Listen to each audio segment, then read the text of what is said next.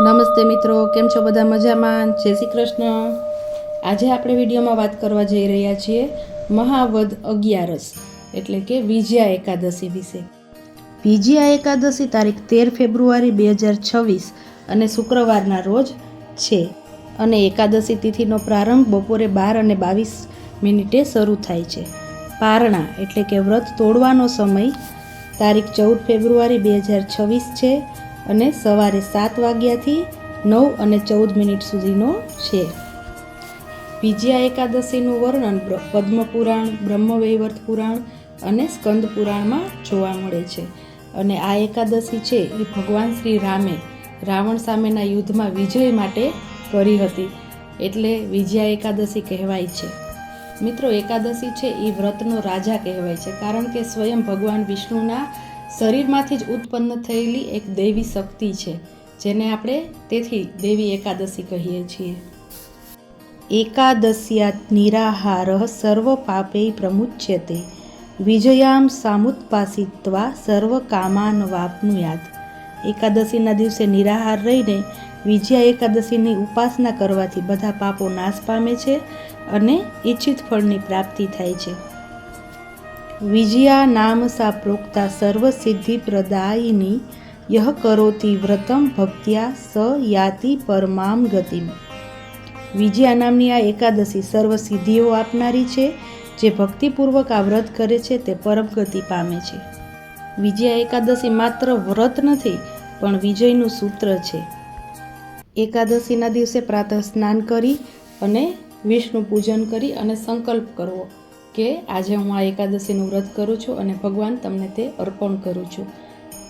ઓમ નમો ભગવતે વાસુદેવાયના જાપ કરવા, વિષ્ણુ સહસ્ત્ર નામના જાપ કરવા અથવા એકાદશીનું કથા શ્રવણ કરવું અને દ્વાદશીના દિવસે પારણા કરવા. જીવનમાં જ્યારે ધર્મ, ભક્તિ અને સંયમ ત્રણેય વસ્તુ જોડાય છે ને ત્યારે જીવનમાં નિશ્ચય વિજય પ્રાપ્ત થાય જ છે.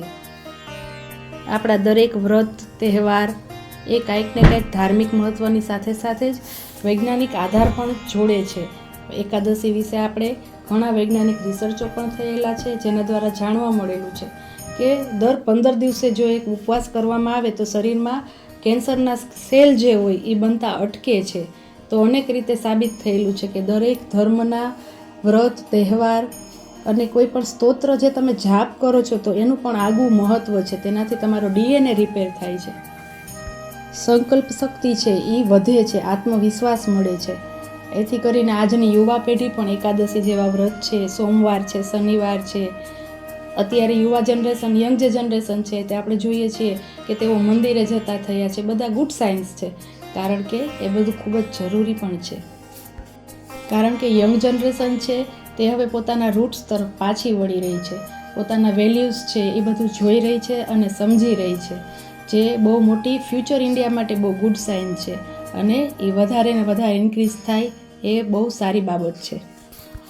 મારા વિડીયો દ્વારા માત્ર હું ખાલી કોઈ વ્રત છે કે કોઈ શ્લોક, સ્તોત્ર, મંત્ર છે એના વિશે બેઝિક માહિતી તો આપું છું, પણ સાથે સાથે એનું શાસ્ત્રોક્ત પ્રમાણ પણ એટલે આપું છું કે એ જરૂરી છે.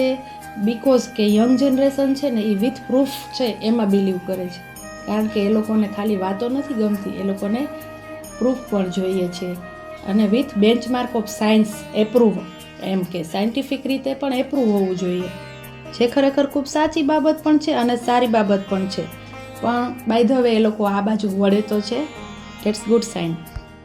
વિજયા એકાદશીમાં આપણે વાત કરી કે ભગવાન શ્રી રામે કરેલી હતી, તો આ દિવસે શ્રી રામ ભગવાનનો જે રામ રક્ષા સ્તોત્રમાં મંત્ર છે કે જે એક મંત્ર છે એ 1000 નામ બરાબર છે. શ્રી રામ રામેતિ રામેતિ રમે રામ મનોરમે સહસ્ત્ર નામ તત્તુલ્યમ રામ નામ વરાનને.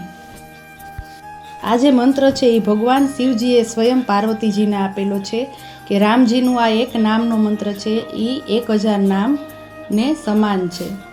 અને ખાસ તો એ જ કે સાચા મનથી, સાચા સમર્પણ ભાવથી અને પવિત્ર ભાવનાથી કરેલું કોઈ પણ કાર્ય ક્યારેય અસફળ થતું નથી.